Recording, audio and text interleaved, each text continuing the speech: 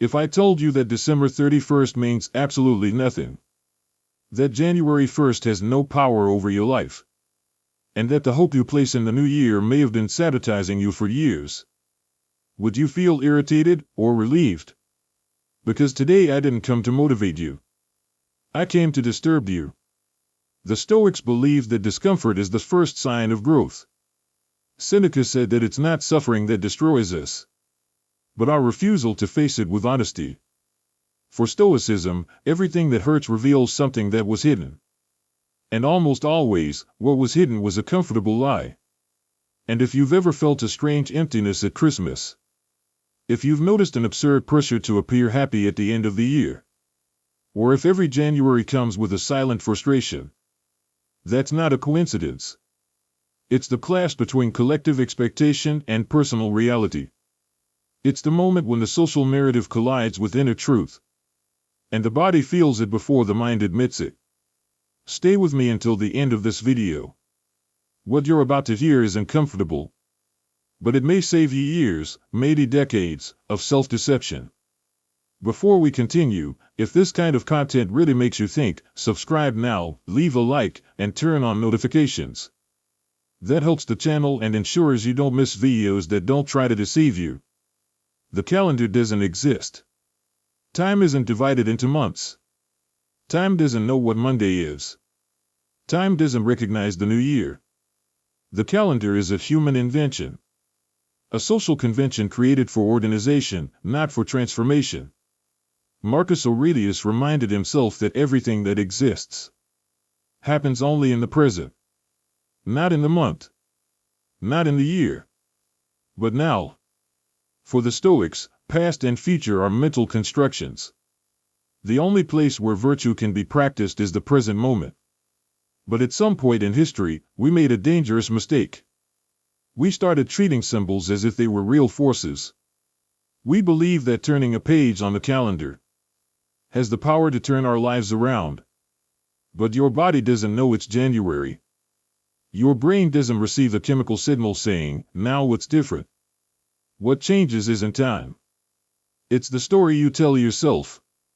And here the first self-deception is born.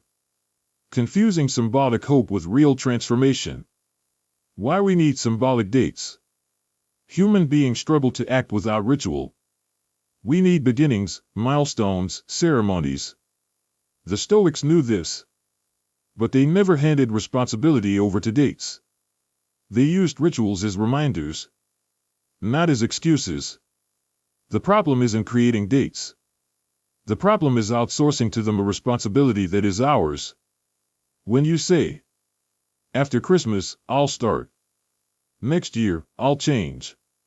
On Monday, I'll deal with it. You're not organizing yourself. You're postponing. And postponement is comfortable, because it feels like a decision. But it demands neither action nor risk. Seneca warned that the greatest waste of life is postponing what we already know must be done. Not out of ignorance, but out of emotional cowardice. And the Stoics knew this long before us. Stoicism and the war against procrastination. For the Stoics, postponing moral change wasn't a lack of time. It was a lack of courage. Seneca said it's not that we have little time. It's that we waste a lot of it, mostly waiting for the ideal moment. Stoicism doesn't believe in when I get around to it. It doesn't believe in life phases. It doesn't believe in the right year. For a Stoic, the question isn't when. It's why not now? Marcus Aurelius wrote reminders to himself saying, stop talking about what a good man is. Be one. None of these ideas depend on the calendar. All of them depend on immediate, imperfect, honest action. Christmas is social theater. Christmas today is less about presents and more about performance. A performance of happiness. A performance of unity. A performance of success. The Stoics saw social performance as an ego trap. Living to look good was living outside of one's control. Epictetus said that the moment you need external approval to feel at peace, you've already lost your inner freedom. Families that can barely stand each other gather to take smiling photos. People in debt buy gifts so they don't appear inadequate. Loneliness becomes taboo. Seneca warned that there is no greater slavery than living according to others' expectations. There's a silent obligation to be okay. And when you're not, the guilt doubles. Because beyond being sad, you feel wrong. As if you were failing at a social role. But the problem isn't Christmas itself. It's what we project onto it. The false promise of new year, new life. Every year, the same script. This time it will work. This time I'll change. Now everything begins. January arrives full of promises. February starts demanding results.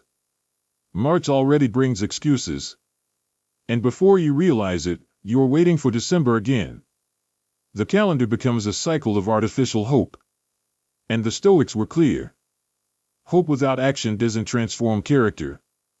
It relieves you now. But later it charges you in frustration and guilt. How the calendar steals your responsibility. Every future date becomes an alibi. After the holidays. After the break. After the year turns. And so you push important decisions back for years. Epictetus taught that everything we postpone turns into mental weight.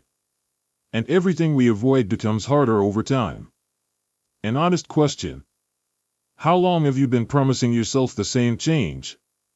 5 years? 10 years? What if you're using the calendar to run away from yourself? Real time according to the Stoics. For Stoicism, there's only one real time, now. The past doesn't respond. The future doesn't obey. But the present demands. The Stoic doesn't wait to feel motivated. He acts out of commitment to reason. He doesn't announce change. He changes in silence. And that's deeply uncomfortable. Because it removes every elegant excuse. How to use dates without being enslaved by them. Dates can be useful if you know how to use them. Not as promises, but as reviews. Not as hope, but as diagnosis. Marcus Aurelius wrote daily to evaluate his own character. Not to promise a different future. The problem isn't marking time. It's believing it will do the work for you. Real change doesn't happen on symbolic dates. It happens on ordinary days. The truth no one wants to hear. The year doesn't change your life. Christmas doesn't transform you. The calendar doesn't save you. If nothing has changed so far, turning the year won't fix it. But here's the liberating part. You don't need to wait. You don't need permission from time. You just need to stop lying to yourself. If this video disturbed you, comment now below. I read every comment. If you know someone who always promises to change in the new year, share this video. And if you want more content that doesn't deceive you but wakes you up, subscribe to the channel. Because the world already has enough motivation. What's missing is responsibility. And that doesn't depend on the calendar.